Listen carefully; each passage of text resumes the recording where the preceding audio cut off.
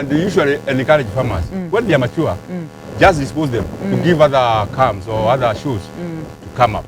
To leave space for other calms to come. To shoot up. Other calms to come. This is bamboo. May I have back my...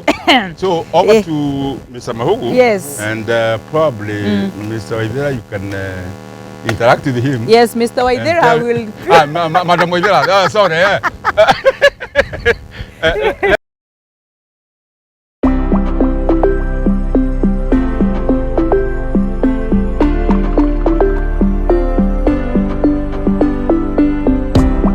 Dear tree growers, we've been moving on well, and I'm happy to see you following us, liking what you're doing, and putting it into practice. In this program, we talk about growing trees, and we don't only talk about it, we do it practically. Today, as you can see around us, is bamboo. In my mother tongue, we call it miragi. When it is one, muragi. And the farmer here was kind enough to give me a walking stick made from the bamboo.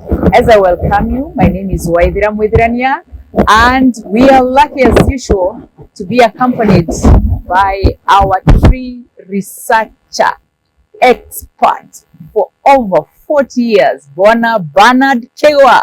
Hello, sir. Thank you, madam. Thank you so much. Madam. Thank you. Yes, and at the middle here is our farmer today who has done this wonderful job. We are just about to take you around and see what has been happening here and the value of each and every piece.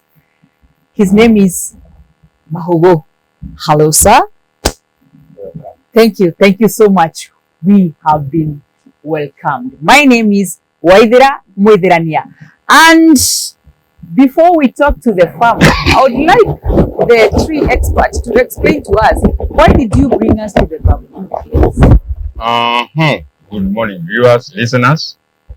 First of all, I think if you have been following us, my name is Bernard Kigwa, a former principal research scientist working with 𝐾𝐢𝐬, having done research on various tree species for the last 43 years.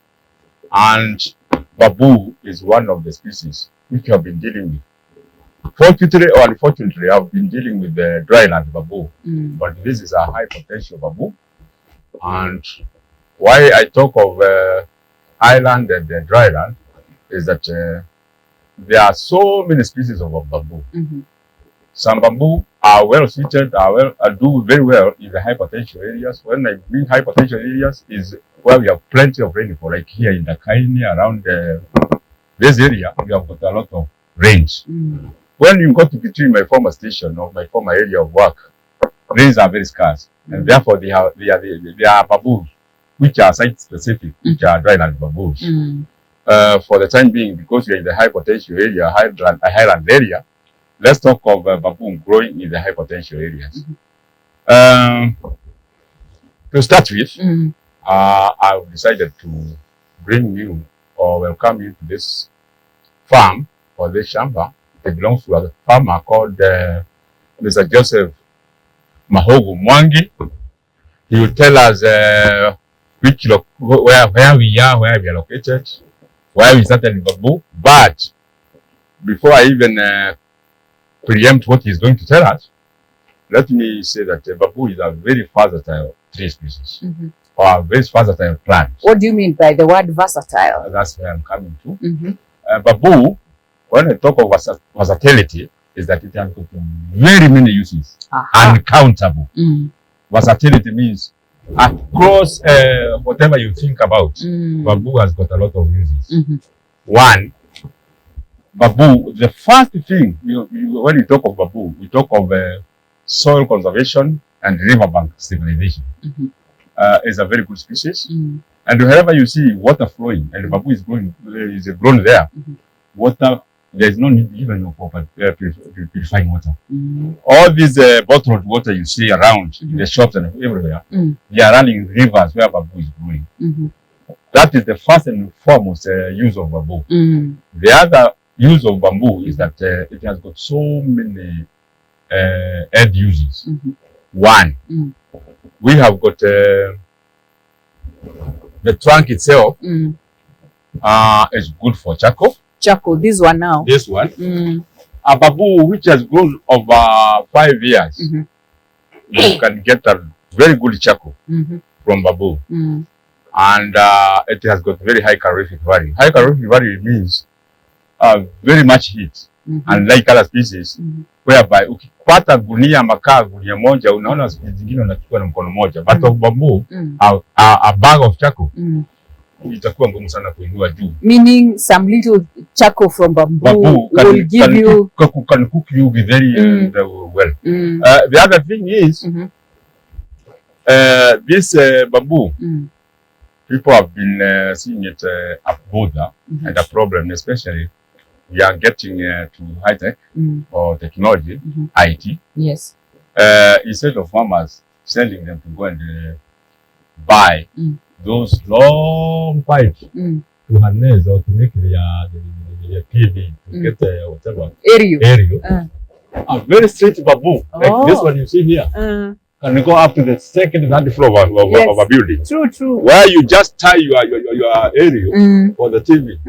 And bamboo, unlike other tree species, it can be all weather plants. Okay. I guess it can be one. Then the other thing is bamboo, especially in China and Japan. I don't know whether you know what we mean by scaffolding poles. Scaffolding poles is when you are making buildings. You have got a slab. When you're constructing. When you're constructing, you make poles to stand. Yes. Of course, most of us, especially here in Muranga, where we come from, and Kirumo, where you are here, people have been using eucalyptus poles for scaffolding poles to lay the floor, the floor which you lie on to get to the other floor when you are building. In China and Japan, bamboo is utilized for scaffolding, scaffolding poles. A 3-year-old, 4-year-old bamboo plant would serve as a very good scaffolding pole support for the concrete. Yes. What I did not mention is that, and the funny enough, and people might wonder, bamboo is not a tree. It's a what? Bamboo is a grass.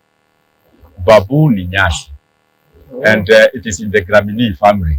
Gramineae is a Gramineae species, and therefore is very palatable to our livestock.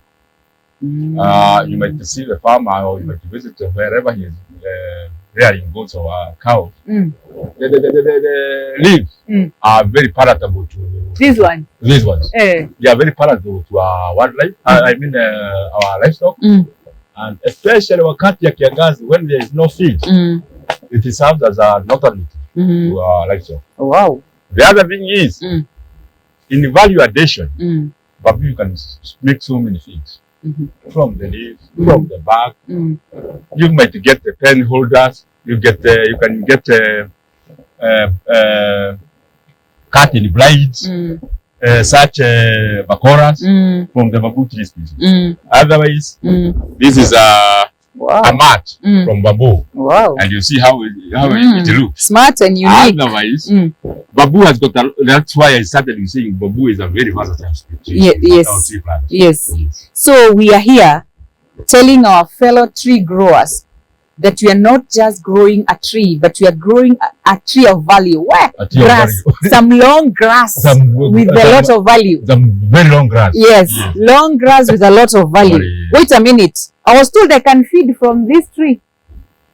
That bamboo can also give me some food. Some bamboo, and especially I think, and Mr. Mahugo will bear me witness that this species is edible.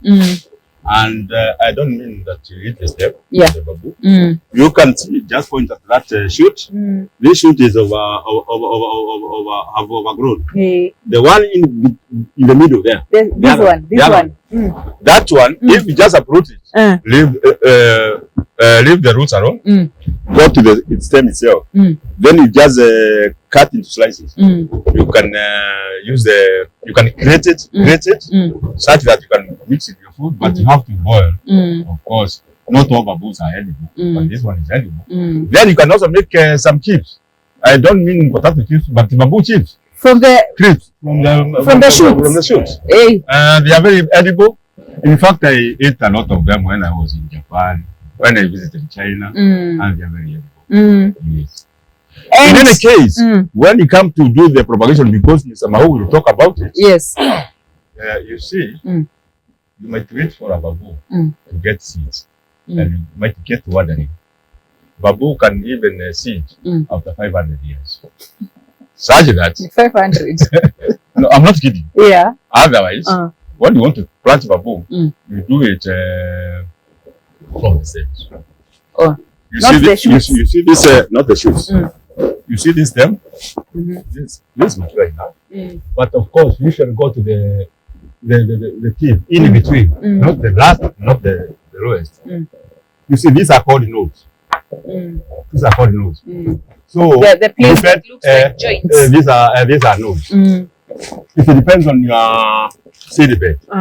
If it's a long one, you can cut a very long stem, but you usually prefer a two-noded bamboo, such that you come and slate this bamboo. When you have just cut it, at this node.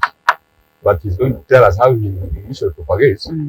You get some germination material, germination media, which is usually river sand. You put it there. Then you just bury it in the sand. Give it 14 days, 21 days. Then you see some shoots getting out from the nodes. Then from those shoots, you just cut one piece, you just pot it. It will be a seedling. And of course it will just sprout like a bamboo. Of course, as a bamboo seedling, you show us where he has some samples of bamboo seedlings. A bamboo seedling is going for 1,000 shillings to 3,000 shillings. Wow. And it's only that we have not given bamboo the value it deserves in this area. And the attention. If you go there where bamboo farmers are doing it, bamboo farmers are making money. You might tell us how, if he has dealt in economics of it, how much he has harvested in it. Because of course, this one is not newly planted. I think he has eaten a lot of money from this plant of bamboo. In any case, let me not go very into details, but when we want to plant a bamboo, unlike other tree species, you see this bamboo, it was just one calm. We call them calms. One what? Calm. C-U-L-M. Not seedling? Not seedling. A calm. This one originated from one. The whole cluster, we call it a cluster of bamboo. Then, because of the growth, because this one is one from one calm or one shoot, you might think of planting bamboo more than 10 meters away. The spacing, such that in some period of 3, 4, 5 years, this bamboo will cover a very large area. The whole cluster. You'll have a larger cluster. Of course, we usually sell them stem by stem. Around might come here and he decided to harvest everything. And we usually encourage farmers, when they are mature, just dispose them to give other calms or other shoots to come up. To leave space for other calms to come. To shoot up. Other calms to come. This is bamboo. May I have back my... So, over to Mr. Mahugo. Yes. And probably Mr. Waithera, you can interact with him. Yes, Mr. Waithera will... Madam Waithera, sorry. Let's Mr. Mahugo take us through the whole process. Thank you very much, my dear tree growers. As the expert has been explaining, we have mentioned just a few, very few of the value you can harvest, the products you can harvest from the bamboo tree. And we go learning. Today I've learned about the cluster, I've learned about the shoots and the calm. We are in a tea zone, so I expected to find tea bushes, because when I look across, I see tea bushes. On my far right and my far left, I'm seeing tea bushes, and I'm wondering, how would the farmer Ignore the tea leaves, the tea bushes, the tree plant, the tea money, and plant a bamboo. Bwana Mahugo, Yeah. why did you decide to plant bamboo? Also,